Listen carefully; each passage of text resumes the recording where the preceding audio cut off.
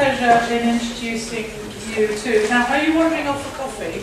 Or you... No. No, stop, sorry. Sorry, we're trying to pack in quite a lot. We started more or less on time, but by hook or by crook, the programme has got jammed towards the end. I'd like to introduce you now to Barbara Babcock. Barbara is not only a TM sufferer herself, she's also a very fine TMS committee member who's helped tremendously on the conference, but actually she is an executive coach with NLP training. And if I had some lights I could read actually. And my glasses. Barbara is an executive coach who enables people to build meaningful careers and make a positive contribution to their team and organisation in a way that really is true for them. As a member of the TMS, she is interested in exploring how coaching can be used to enable its members to achieve the quality of life they want. Where are you, Barbara? I'm sure lots of you have met already.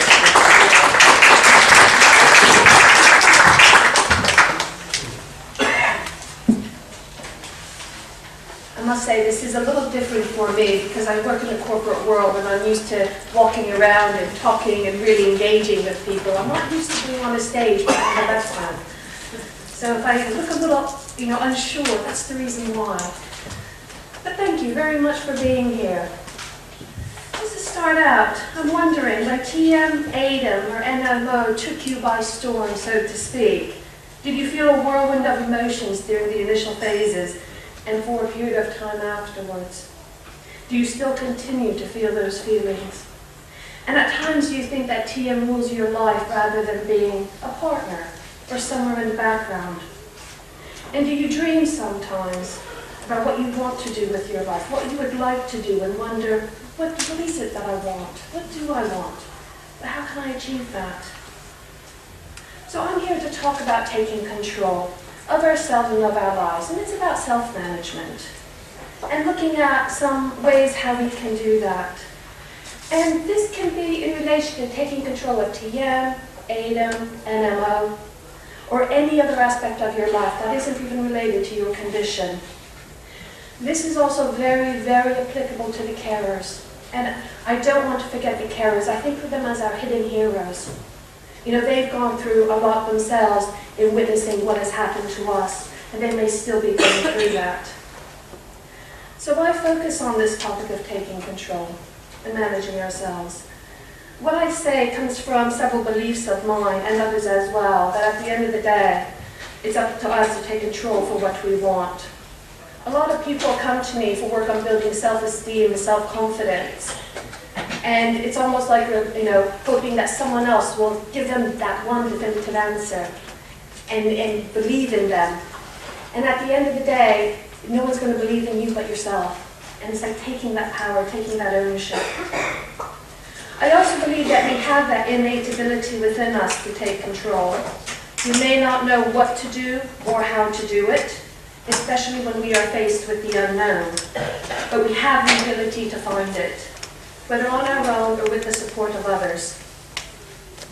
And again, another belief is we have this one life, depending on the belief systems that we subscribe to. But as we know, we have this one life. Let's make the most of it. So as part of the research for this talk, I've spoken to members of the Transverse Myelitis Society and of carers to find out how they took control and continue to do so. I was keen that it wasn't purely based on my experience. I wanted to find out what are other people doing. So in this talk I will share with you there are 3 key strategies and advice. And to protect confidentiality, I won't mention the names of the people I've spoken to. But what I can tell you about these people is that I was struck by their dedication to themselves, their determination to build their new normality, and their strength of spirit. And I've witnessed a lot of that this past weekend here. So I'd like to thank them for their generosity in sharing their experiences with me and for allowing me to share it with you. So in relation to those strategies that they use to take control, I'm also drawing on my own experience. In my day job, I work in the corporate world. And in the corporate world, I do executive coaching. And I also do some life coaching on the side in my own time. And I often work with people who are experiencing change, whether in their careers or personal lives, and enabling them to design a life of future possibilities. And I work in the corporate world, I work in learning and development, otherwise known as training. So usually in a human resources department. And to put it very glibly, I teach adults how to play nicely with other adults in the corporate playground. But what I do there is I develop people to manage others, influence and communicate effectively, enabling them to develop their careers. And then I too had transverse myelitis in October 2008. So what will you get from this talk? Some hints, some tips, some ideas, some tools for your toolkit on taking control. And what you will learn today is only a snapshot of a very rich and very varied field. Some of what I will say you will recognize as you are already doing it. And like I said, I heard a lot of this past weekend. So what I say may serve as a validation for you, a refresher of what you already know and do. And some of what I say may be completely new to you. So I invite you to consider it. Try it on for size, feel how it fits, see if it suits you. Have fun with it, talk about it with others here today. And you may choose to include it in your life going forward, or you may not and say, that's not for me. Or it might spark some new ideas of your own. But in any event, let's enter into this with a spirit of consideration, exploration, and enjoyment.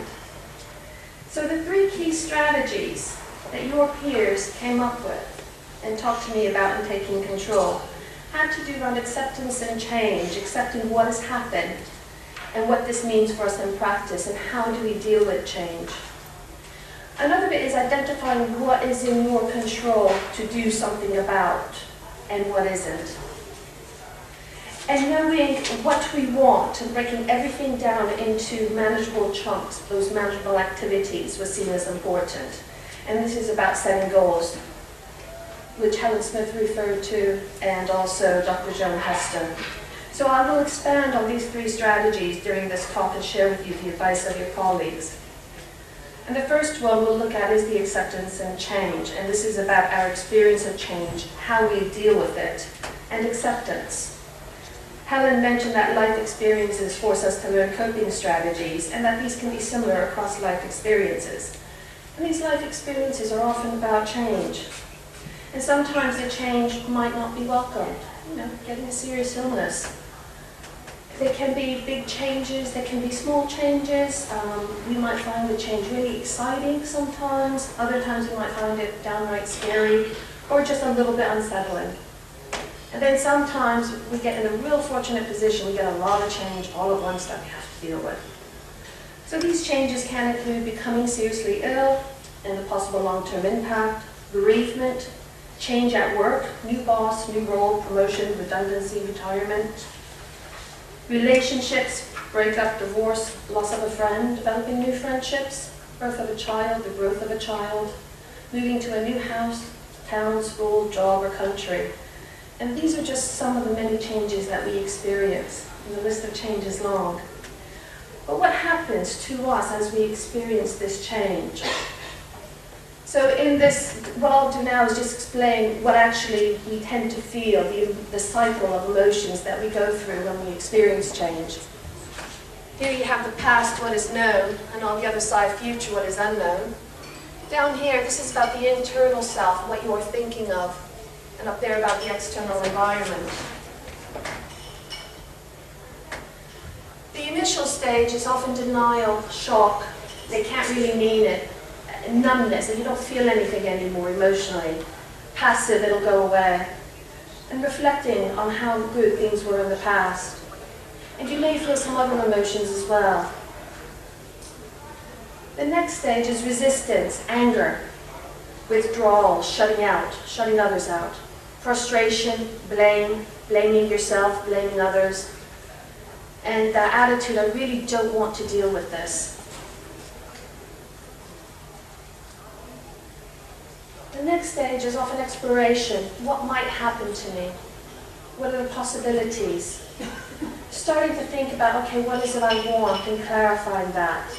And asking yourself the question, how might I cope with this?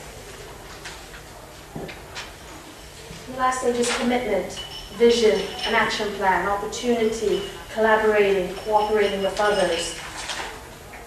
And the change cycle looks like that. So it's saying starting here, progressing through over to commitment. But when we experience change, it's not a linear process quite like that. You might spend a long time in denial before moving to resistance. You might not spend very long in resistance at all. Each person is unique and individual. Some people might experience denial, then go to exploration, then come back to resistance, then go back to exploration, go back to resistance, go back to exploration, and then eventually to commitment. So it's just a framework for thinking of how we deal with change, and we each have our own individual experience of that. But in terms of dealing with it, what you can do, in the denial stage, often information, as what Helen mentioned, getting information, what really is happening. There is something around the change has happened, and it's allowing yourself the time to take it in. And it's finding and creating opportunities to talk to people. Resistance is about being listened to with empathy and without judgment, as Helen mentioned previously. It's acknowledging your feelings. They are very real, they are there.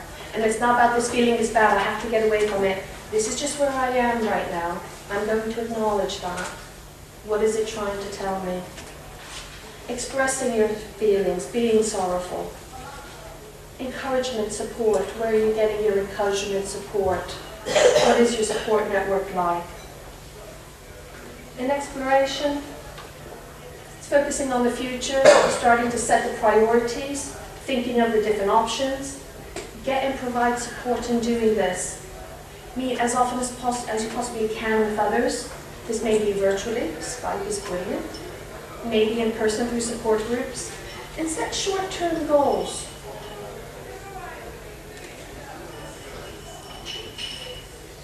Then commitment, it's building on your progress by setting longer-term goals, acknowledging your successes. I've achieved this. I'm great. Pat yourself on the back.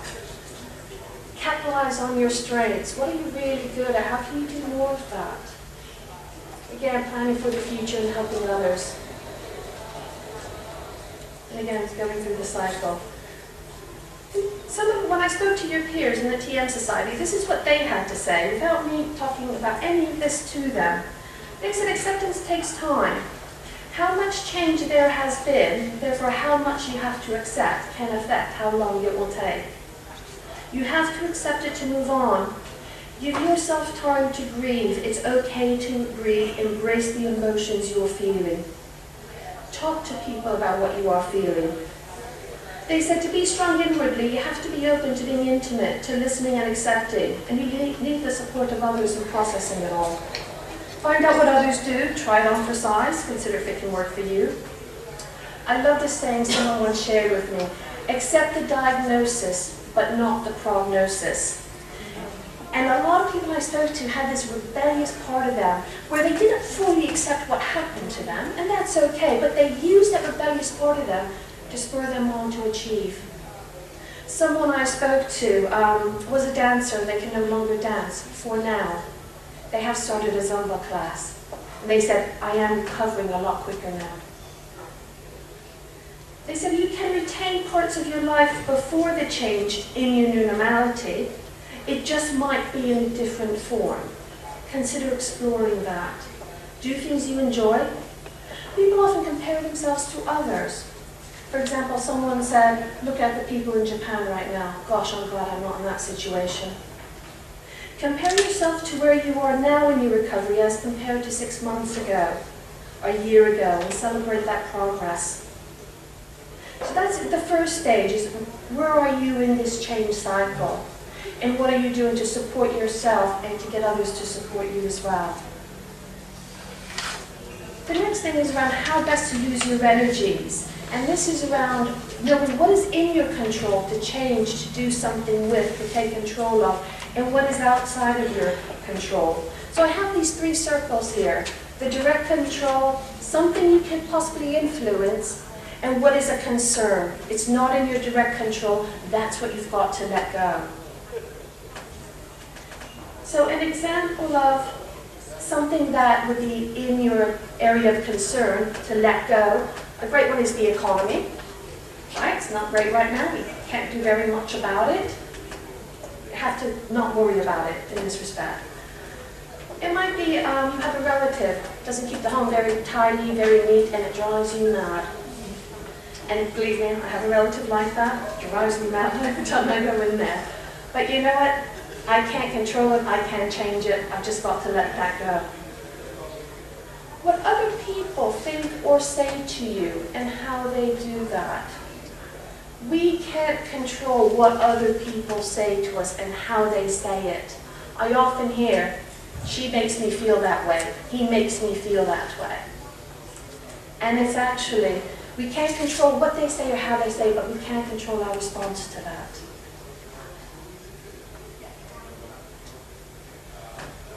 So we can influence someone's behavior through our response to them, how we choose to respond. Now you can influence the economy through your vote. And then direct control. For example, your response. If you have a healthcare professional who talks to you in a way you feel is patronizing, you can't control whether they, always talk in that way or not, but you can choose your response in that moment to that healthcare professional. So if you think, oh, they're speaking very patronizing, in that moment, it's taking that step back and choosing that response and thinking, okay, what can I do now to make my needs known? Your rehabilitation is in your direct control. Setting goals is in your direct control. The economy, your personal finances are in your direct control. So whenever you come across something you're thinking, oh, I want to do this, just compare it against this. Is it in my, circle of direct control, my sphere of influence, or is it a concern I have no control over, therefore I just need to let that go? So in this regard, the advice of your peers in the TM Society is, they said, only you can take control. They said, reevaluate your life and rebuild it. What do you need? What criteria do you now use to determine that? What makes you happy? Your peers said it's about putting yourself first. Think of all the possible options and make a choice. If you choose to do nothing, you are making a choice. Things won't improve by giving up. If you give up, things will remain the same. Having to make an effort to do something, such as getting up out of a chair or walking up a slope, gives you control. You have to take control to do that. Someone was saying, be in the moment, be very present to what you are experiencing, feeling, and seeing. Very much about mindfulness, which was spoken about yesterday. And remember, sometimes healthcare professionals, they can be blunt. Think of it as their stuff. Don't worry about it. Think about you, your response, and how you can make your needs known. And the last strategy is around setting goals. So Helen Smith mentioned, why should we know how to cope with something entirely unknown? At this stage, it helps to use a goal-setting approach. Break down the uncertain future into a period of manageable activities. And Helen also said people wanted a vision of future life possibilities and to connect the past to the future. And your peers in the TM Society all said managing the way forward in small steps was important. They said to break it down into those manageable chunks. And they said that any improvement, however small we may consider it, is welcome. And this is where setting goals that are really achievable is a key skill to learn. And there's a paradox in the process of setting goals. You ask yourself a set of questions, and that seems easy enough. Yet the type of questions that we ask ourselves will really make us think. And maybe they make us think in a way more deeply than we have ever had to think before. And that is where the spirit of consideration and exploration comes into play. So I want to take you through a set of questions, but first I'd like you to think of a goal that you have. Maybe something you want. Maybe you want something to be different, something new you would like to try. It could be about an issue you're currently experiencing. It could be related to TM or something completely different. It could be about finding more information, or it can relate to emotions, or it could be capitalizing on the strength you have. So think of a goal, and I'll introduce you to these questions. This is a really important question. We often know what we don't want. And the question is, what is it you do want? For For example, people often say, well, I don't want this weight around my middle anymore. And I'm one of those people, by the way. So what is it I do want? What is it I'm aiming for? And they often say, use positive language. Because many times when we use negative language, it keeps us focused on a negative goal, a negative outcome. And it keeps the issue or the problem we have very much alive. So it's framing it in positive language, and it's knowing, well, if you know what you don't want, what is it you do want? And again, is it in your direct control or sphere of influence? The next set of questions are really important because it gives you that evidence to let you know when you've got to where you want to be. So how will you know when you've achieved it? What will you see? What will you hear? What will you feel?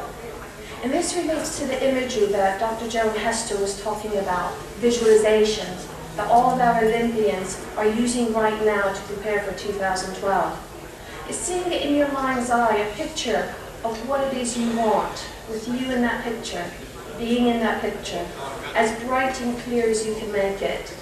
The sounds, what are you saying to yourself, what are people saying to you, what are you feeling and where do you feel it in your body, what are others feeling?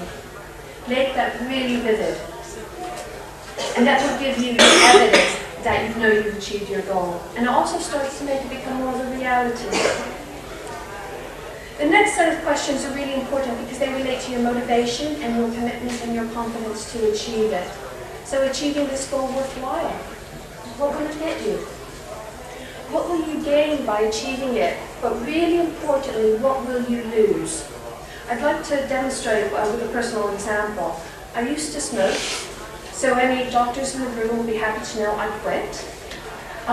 But for many people find that when they have to give up something, they find that very difficult because that what they did has done something really positive for them. So it's identifying what you will lose by doing something different. And if it means a lot to you, it's finding a way to build that into your goal. So for me, quitting smoking, what smoking gave me was a break, time out, time for myself. So I knew then, if I was to be a successful non-smoker for the rest of my life, I need to build time for myself. And what will happen if you do nothing? And you might be okay with that, and that might let you know, actually, this goal is irrelevant. Or it might spur you on to go and achieve that goal. The next set of questions, this is about moving forward now. What relevant skills and qualities do you already have? And I'm sure there's plenty there that you could draw on. How can you use them to achieve your goal? Is there anything you need to do differently? And what is your first step? So the advice of your peers in the TM Society is manage it in small steps, celebrate any improvement, however small. What the doctors mean by recovery and what you mean by recovery, what you want from recovery may be different.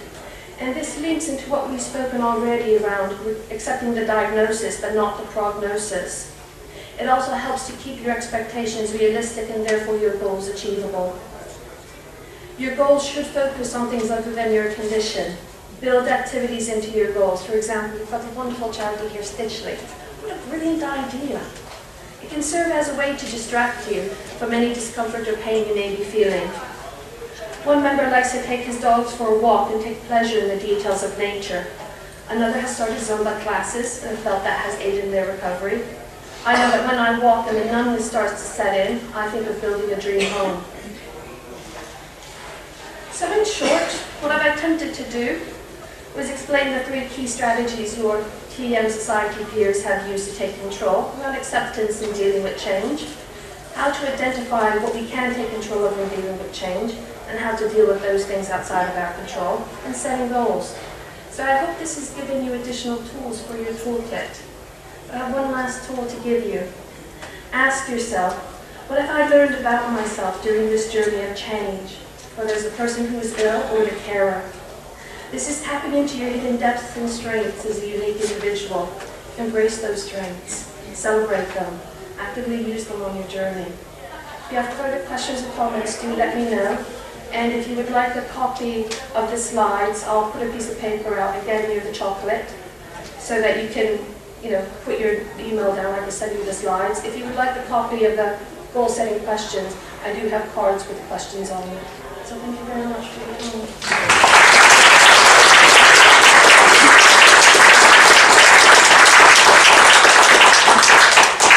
A little gift for Barbara, isn't she wonderful? We knew she was good, but I don't think we knew she was good.